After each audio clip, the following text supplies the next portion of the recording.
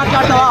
ఈ తొగుడల రుణమాఫీ ఎంతమందికి అయిందో గురించి, ఈ తుక్కాపూర్లో ఎంతమందికి రుణమాఫీ అయిందో గురించి శ్రీనివాస్ రెడ్డి, నువ్వు ఈ దుబ్బాక నియోజకవర్గంలో రైతు రుణమాఫీ అయ్యేంత వరకు కాంగ్రెస్ పార్టీ గాంధీ భవన్ దగ్గర కూర్చుంటావా, లేకపోతే రేవంత్ రెడ్డి ఇంటి గేట్ కాడ కూర్చుంటావా? కూర్చొని రుణమాఫీ చేయించాలి తప్ప వీడికి వచ్చేదో తొడలు కొడతాం, వీధాలు తీస్తాం, మేము గట్టిగా అడ్డం పడుకున్నామనంటే బిడ్డ రైతులు రాళ్లతోటి కొట్టుతారు, నిన్ను జాగ్రత్త అని చెప్పేసి తెలుగు శ్రీనివాస్ రెడ్డి మనపై ఎన్ని ఏళ్ళు ఇంకెన్ని నాళ్ళు ఈ అణిచివేత మనపై ఎదురు తిరిగి పోరాడి నిలబడితే రాదా మీరు ధర్నా పోతే మీకు రుణమాఫీ ముందు కూడా రాకుండా చేస్తాం, మీ ఆధార్ కార్డు కట్ చేస్తాం, మీ రేషన్ కార్డు కట్ చేస్తాం, ప్రభుత్వం నుంచి వచ్చే ఏ పథకాన్ని కూడా మీకు రాకుండా చేస్తాం, మీరు మళ్ళీ టీఆర్ఎస్ తరఫున పోవద్దని చెప్పేసి బెదిరిస్తున్నారట.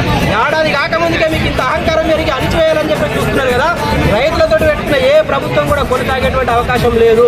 చరిత్ర చూసుకో రేవంత్ రెడ్డి గారు, కాంగ్రెస్ పార్టీ నాయకులారా, చరిత్రలో ప్రజలతో పెట్టుకున్నాడు, రైతులతో